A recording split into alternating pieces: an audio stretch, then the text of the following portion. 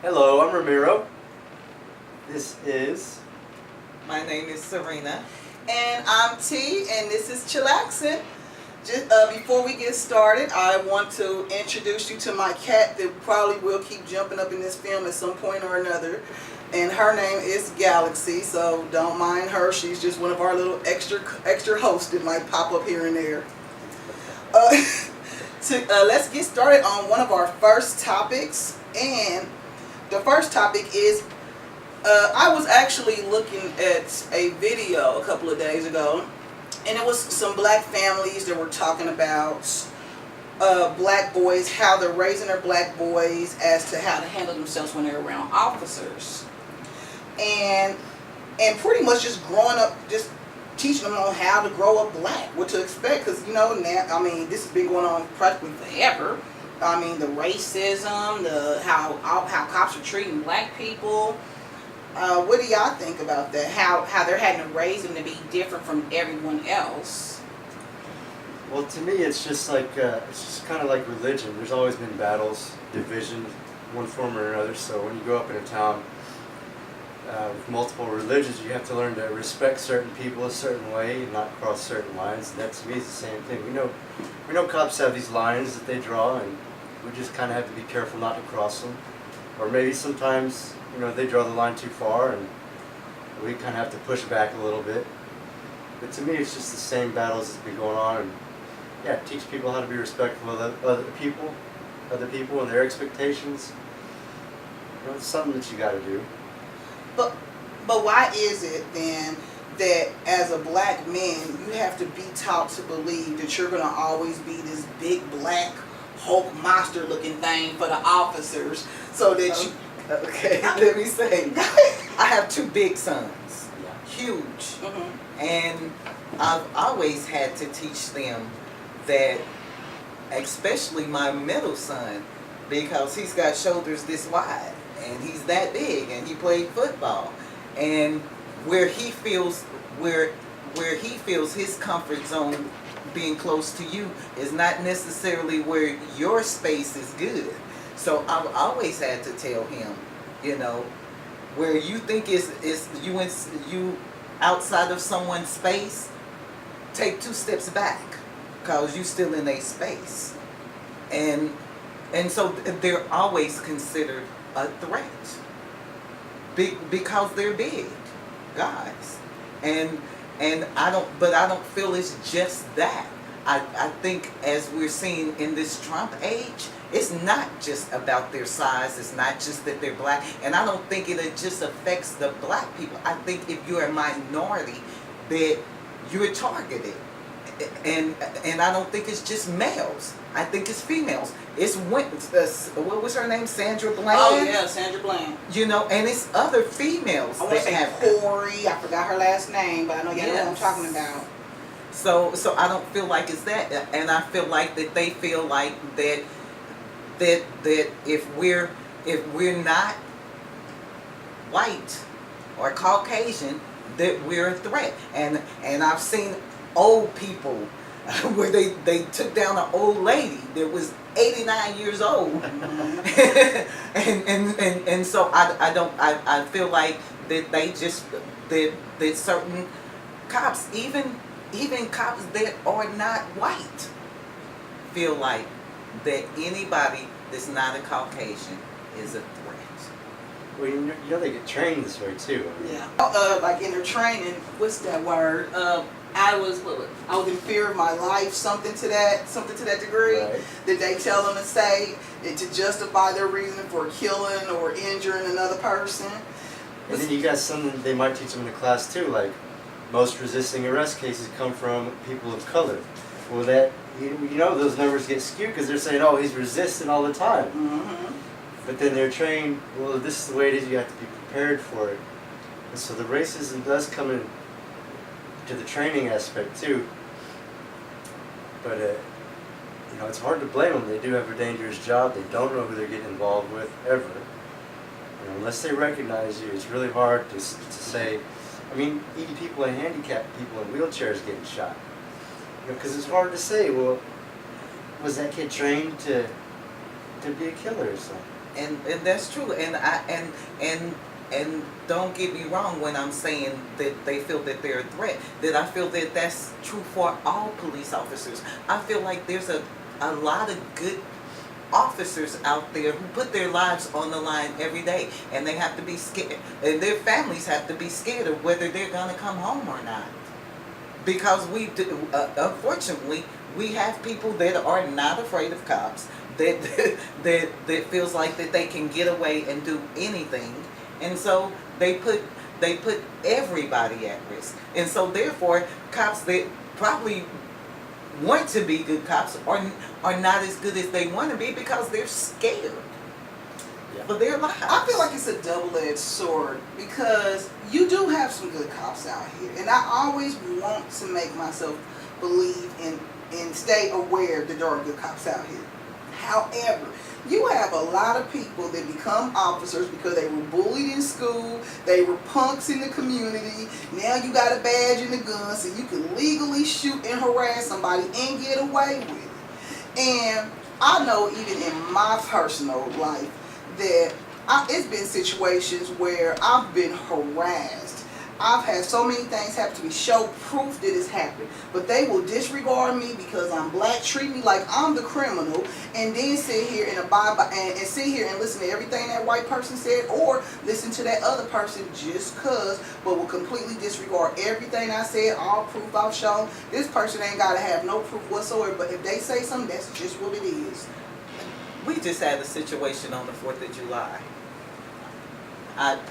Everybody comes to my house, so it's a ton of kids out there, it's a ton of adults out there, and we're there. It's nighttime, they're doing fireworks, and something happens across the street.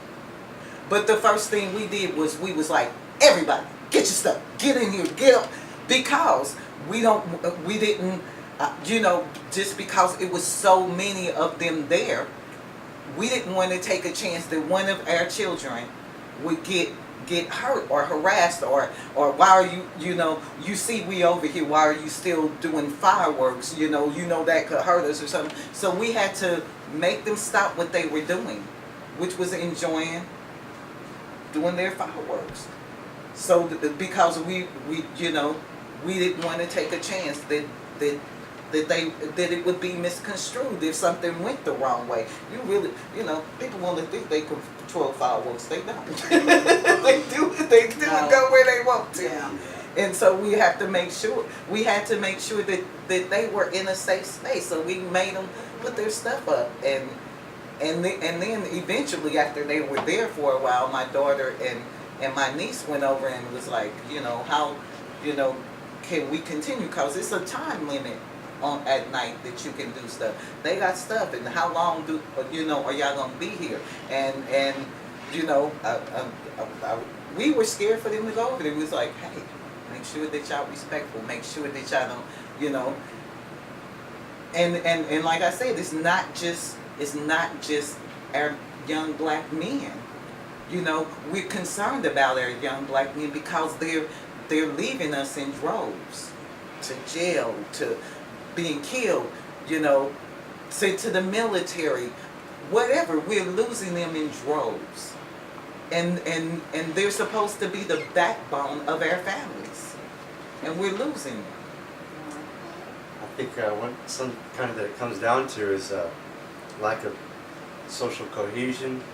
A lot of, or I know in some cities they've done projects where the police will come out and socialize with people in the community. Like if you were to go to the YMCA, you'd meet a lot of people in the community. I think they had picnics where they gave out free food and had a lot of people there, and that's really the way to break through it, because otherwise, just talking amongst your peers and then they talk amongst their peers, nobody's really going to grow together. They're going to just grow by themselves, grow apart, and it just doesn't make any sense not to get together at some point. Talk about things, maybe not even talk about the social issues, the struggles, just hang out, eat some barbecue together. I think that's a really good idea.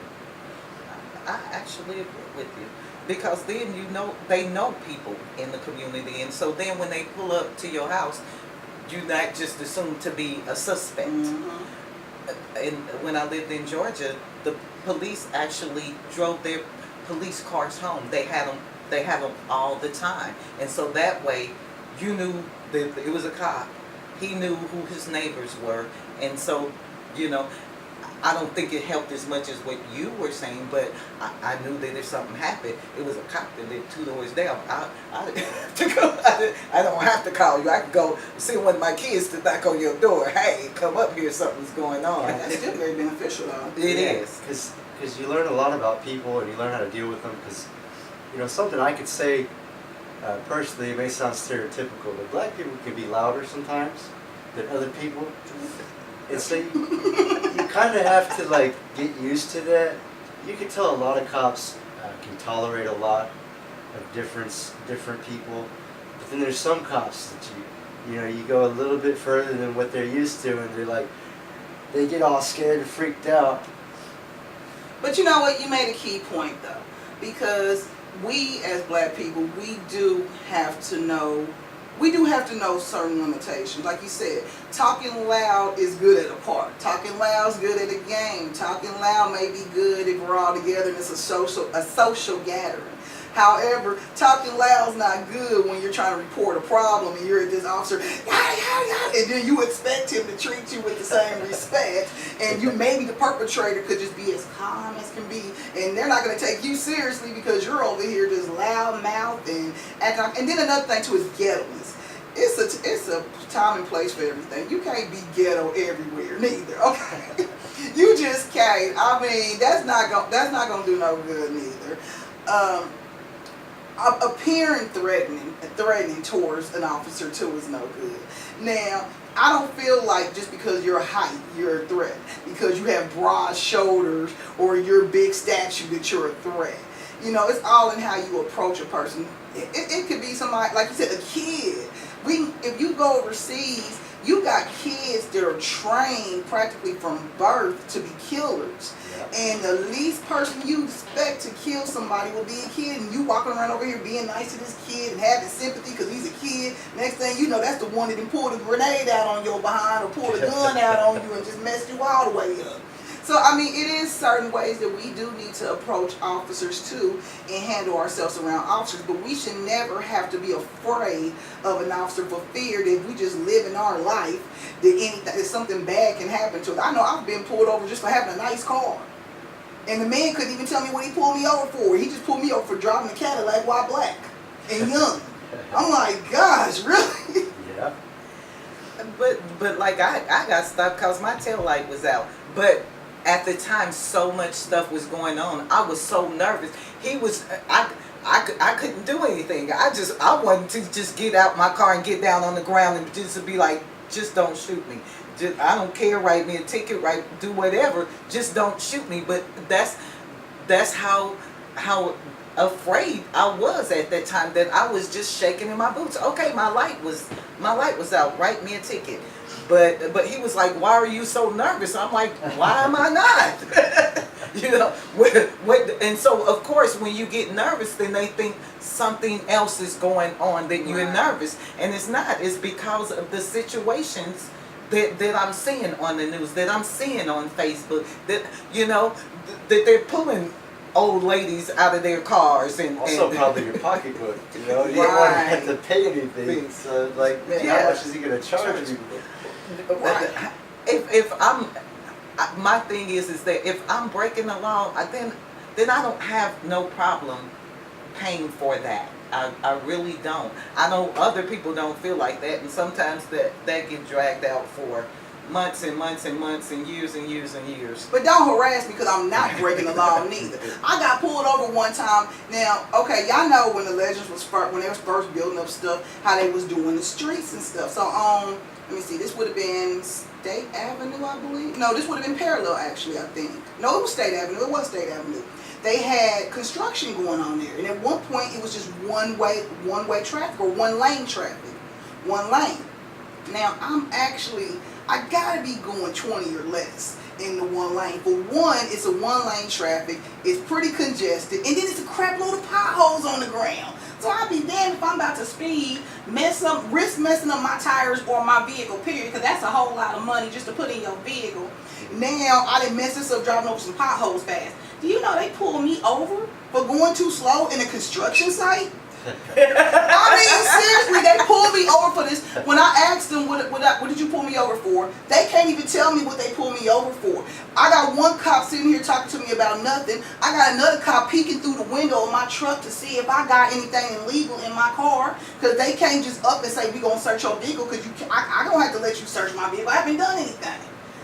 And then I'm sitting here smoking literally one of these. No lie, this fool told me it smelled like, talking about, or you smoking weed. I'm like, no, I'm literally smoking one of these. Pulled out the box and everything, talking about, oh, well, it smelled like backwoods. Do you know how bad I wanted to say, how do you know what backwoods smell like? But I didn't want to get pulled out the car and be another Sandra Bland. So I'm like, well, But like everybody says, is two sides to a story, but unfortunately, it's more than two sides to a story. It's a lot of sides to a story. There's no black and white. There's many shades of gray. And it's like he said, sometimes we're loud. But I don't think we're the only ones who's loud. No, we're not.